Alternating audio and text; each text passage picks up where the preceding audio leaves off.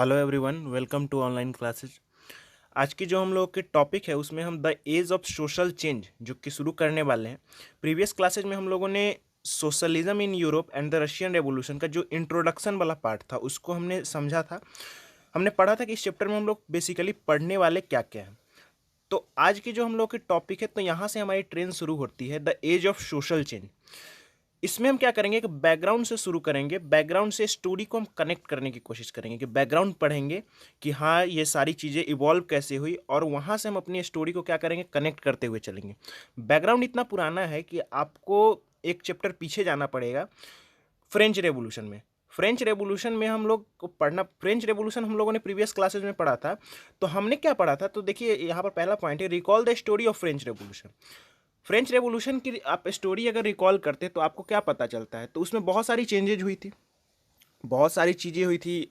उसमें क्या हुआ था, राजा हटा था, उसके बाद नेपोलियन आए थे, राजा को फांसी दे दी गई थी, बहुत सारी चेंजेज हुई थी।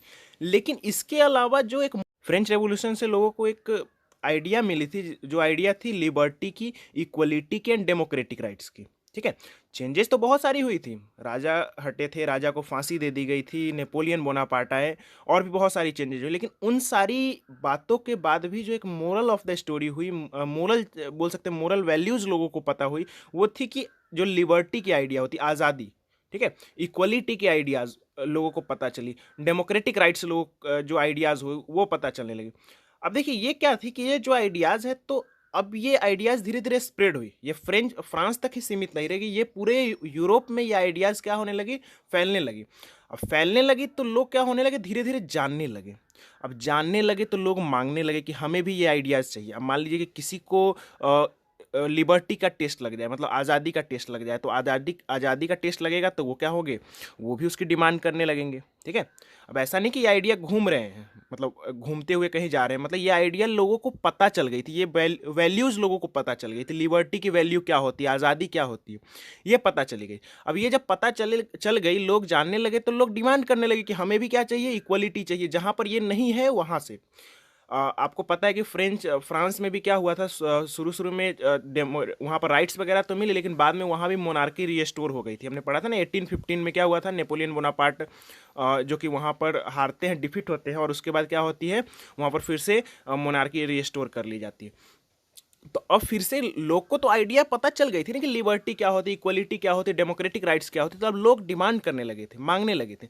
जैसे कि इसका एक एग्जांपल अगर बताते, तो आप बचपन में साइकिल के बारे में जानते थे, तो आप किस चीज़ की डिमांड करते थे, साइकिल की डिमांड करते हैं।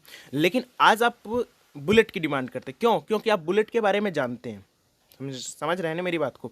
तो इस तरह से बात होती है। जैसे कि मैं एक स्टोरी के माध्यम से आपको और अच्छे से रिलेट करवा रहा हूँ। जैसे मैं एक बचपन में मेरे साथ एक इंसिडेंट हुई थी कि जैसे कि एक छोटा सा जो उस समय बच्चे में गेम खेलने वाला छोटा सा मोबाइल आता था, तो जैसे मैं मेला घूमने गया कहीं, तो मुझे एक छोटा सा मोबाइल खरीद कर दे दिया गया था, जिसमें बहुत सारे छोटे छोटे गाने बजते थे। मेरा एक दोस्त छोटा सा एक हेलीकॉप्टर खरीदा। ठीक है, तो मुझे वो पहले पता नहीं था कि ऐसा हेलीकॉप्टर भी होता है जो उड़ता है, ठीक है ना, इस तरह से फ्लाई करती है। तो मैं उसी में खुश था कि हाँ मेरे पास भी तो फ़ोन आया है, छोटा सा वो खिलौना वाला फ़ोन, और मैं काफ़ी खेल रहा था उससे, मुझे बहुत अच्छी लग रही थी। लेकिन वो जब दोस्त के पास गया तो वो देखा मैं, तो मुझे क्या हुआ था, वो बोला कि देखिए तुम्हारे पास तो ये है, मेरे पास देखो ये फ्लाइंग करने वाला एक क्या है, हाँ ये हेलीकॉप्टर है। तो जब मैंने उसे देखा, तो मुझे उसको देखकर इतना अच्छा लगा, मैंने बोला कि ये तो मेरे पास, ये मुझे क्या हुआ, पहले तो मुझे पता नहीं था ना कि हेलीकॉप्टर भी ऐसा उड़ने वाला कुछ होता है, लेकिन मैंने देखा तो मुझे क्या हुआ, टेस्ट लगा, मुझे आइडियाज़, मुझे पता चला कि हाँ ये भी कुछ होता है। अब मुझे ये पता चलता, मैंने डिमांड करने लगी, और मैंने डिमांड करके मैंने लास्टली क्या हुआ, मैंने भी खरीद ली उसे। समझ रहे हैं ना?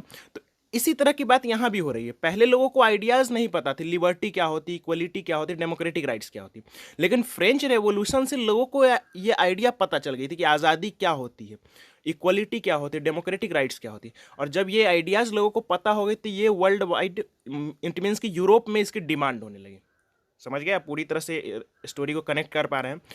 अब ये आइडियाज़ जो थे, ये फ्रेंच रेवोल्यूशन ने क्या कर दिया था, possibility of change in the society. अब एक ये बोल दी, एक ऐसी सोसाइटी में चेंज ला दी थी। इट मीन्स कि जैसे फ्रांस में ही आप देख लीजिए, तो फ्रांस में क्या हुआ था, शुरू में मोनार्की थी, लेकिन उस मोनार्की को हटा दिया जाता है, फिर वहाँ से उसको डिफीट कर दिया जाता है, उसको मार दिया जाता है, और फिर से क्या होती है वहाँ पर इक्वालिटी आती है, डेमोक्रेटिक राइट्स आ जाती है। तो इस तरह से हमने क्या देखा था कि एक सोसाइटी में चेंज हुआ था। तो इन्होंने इस आइडिया ने क्या किया था, फ्रेंच रेवोल्यूशन की एक आइडिया ने सोसाइटी में एक पॉसिबिलिटी ऑफ चेंज, मतलब कि चेंज आ सकती है, ठीक है। और लोगों ने भी क्या कर दिया, people started discussing the possibility for change, और लोगों ने भी डिस्कशन करना शुरू कर दिया कि हाँ अब चेंज क्या होगी, चेंज आ सकती है वर्ल्ड वाइड। इट मीन्स कि यूरोप में इसकी काफ़ी ज़्यादा डिस्कशन होने लगी कि चेंज क्या होगी, अब आ सकती है। लेकिन बट इसमें प्रॉब्लम थी, क्या प्रॉब्लम थी, but the idea for change varied all over the world. मतलब चेंज आनी है, चेंज आएगी, वो कैसे चेंज आएगी हम आगे वाली वीडियो में और अच्छे से समझते चलेंगे। लेकिन क्या हुआ था कि ये चेंज का जो आइडिया था ये यूरोप में अलग अलग था। लोगों का इस चेंज लाने के प्रति जो आइडियाज़ था, जो सोच थी कि चेंज कैसे आना है, वो आइडिया क्या हो रही थी, वेरी कर रही थी, अलग अलग थी। देखिए, कुछ लोग चाह रहे थे कि सम वांटेड ग्रेजुअल चेंज, कुछ लोग चाह रहे थे कि चेंज कैसे आए, धीरे धीरे आए, आराम से आए, धीरे धीरे चेंज आए। Whereas some wanted the change radically, लेकिन कुछ चाहते थे कि जल्दी से जल्दी चेंज आए, रातों रात क्या कर दिया जाए, राजा को, मोनार्की को हटा दो, थ्रोन से मार दो, और सुबह से क्या हो, रात को सारा कुछ खत्म करो और सुबह से क्या हो, इक्वलिटी आ जाए, डेमोक्रेटिक राइट आ जाए, सबको आज़ादी मिल जाए और चेंज आ जाए, रातों रात चेंज आ जाना चाहिए। तो कुछ चाह रहे थे कि चेंज धीरे धीरे आए, और कुछ चाह रहे थे कि रातों रात रेडिकली चेंज आ जाना चाहिए, तेजी से चेंज आ जाना चाहिए। तो आप समझ रहे हैं नहीं कि चेंज आएगा, आइडियाज, इट मीन्स कि एक बार स्टोरी रिकॉल कर लीजिए कि मैंने क्या बोला कि फ्रेंच रेवोल्यूशन हुआ, फ्रेंच रेवोल्यूशन ने इक्वलिटी, लिबर्टी, इन सारी जो कि आइडियाज़ थी ये पूरे यूरोप में फैला दी। अब लोगों को इसका टेस्ट पता चल गया तो लोग भी डिमांड करने लगे, और इन सारी आइडियाज़ से इन सारी आइडियाज़ ने क्या कर दिया था, एक पॉसिबिलिटी ऑफ चेंज, कि सोसाइटी में क्या होगी, चेंज आएगी। लेकिन चेंज आएगी तो उन चेंज के मतलब टुवर्ड्स भी लोगों की जो एक आइडियाज़ थी वो वेरी कर रही थी। कुछ लोग ग्रेजुअल चेंज चाह रहे थे कि चेंज धीरे धीरे आएगी, कुछ चाह रहे थे कि रेडिकली चेंज आएगी, मतलब तेजी से चेंज आनी चाहिए, रातों रात चेंज आ जानी चाहिए। So we can say that there were different political tradition such as conservatives, liberals and radical. तो इसी आधार पे जो कि अलग अलग पॉलिटिकल ट्रेडिशंस बन गए थे, अलग अलग ग्रुप्स बन गए थे, जो क्या हो रहे थे कि चेंज को लेकर। कुछ कंजर्वेटिव्स थे, कंजर्वेटिव्स मतलब जो कि हम आगे पढ़ेंगे, इसके बाद नेक्स्ट वीडियोस उसी के बारे में पढ़ेंगे, जिसमें हम एक पूरी की पूरी डेफिनेशन पढ़ेंगे कि कंजर्वेटिव्स कौन होते हैं, लिबरल्स कौन होते हैं, रेडिकल्स कौन होते हैं। लेकिन मैं एक थोड़ा सा इसमें आउटलाइन बताता हूँ। कंजर्वेटिव्स ऐसे लोग होते थे जो ग्रेजुअल चेंज चाहते थे, जो चाहते थे कि चेंज क्या होगी, धीरे धीरे आएगी। लिबरल्स भी एक कैटेगरी थी, और रेडिकल्स मतलब कि वो लोग होते थे जो चाहते कि चेंज क्या हो, धीरे एकदम तेजी से आ जाए, रातों रात क्या हो जानी चाहिए, चेंज आ जानी चाहिए। तो ऐसे इस तरह की क्या हो गई थी, अलग अलग पॉलिटिकल ट्रेडिशंस बन गए थे, किसको लेकर, चेंज को लेकर, कि चेंज का जो आइडिया है, चेंज कैसे आनी चाहिए। अब देखिए क्या है, the different political traditions played a very important role in influencing change in the history of Europe and world. इस पूरे चैप्टर के पढ़ने के बाद आपको ये पता चलेगा कि ये अलग अलग पॉलिटिकल ट्रेडिशंस थे, जो लिबरल्स थे, कंजर्वेटिव्स थे, रेडिकल्स थे, इन्होंने क्या किया था, एक बहुत ही इंपॉर्टेंट रोल प्ले किया था चेंज के टुवर्ड्स, कि सोसाइटी में चेंज लाने के टुवर्ड्स। और इन्होंने क्या किया था कि यूरोप के हिस्ट्री में नहीं बल्कि क्या किया था, पूरे वर्ल्ड की हिस्ट्री में एक अलग सी चेंज के टुवर्ड्स एक पूरे वर्ल्ड हिस्ट्री को इन्फ्लुएंस किया था।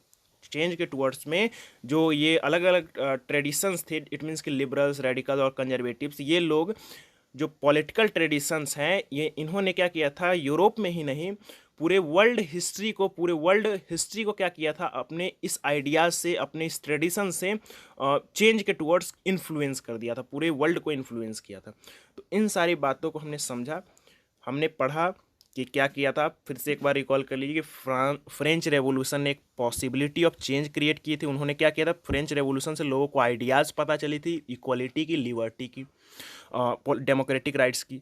अब लोग इसको जानने लगे तो लोग डिमांड करने लगे, लोग को पता चलने लगे क्या होगा, सोसाइटी में चेंज आएगी तो लोग डिस्कशन करने लगे तो क्या हुआ था, लोग, लेकिन इस आइडियाज़ को, इस चेंज को लेकर लोगों की आइडिया क्या थी, अलग अलग थी। कुछ चाहते थे कि धीरे धीरे चेंज आएगी, कुछ चाहते थे कि तेजी से चेंज आएगी, रातों रात चेंज आ जाएगी। इससे अलग अलग ग्रुप्स बन गए थे, लिबरल्स, कंजर्वेटिव्स और रेडिकल्स।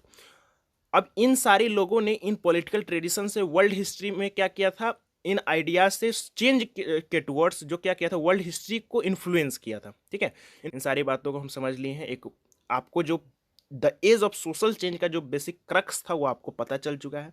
नेक्स्ट वीडियो में स्पेसिफिक हम पढ़ेंगे, एक एक टॉपिक समझते चलेंगे। आई होप यहाँ तक आप लोगों को पूरा कंप्लीट हो चुका है। अगर कोई डाउट्स हो तो स्पेसिफिक पूछिएगा।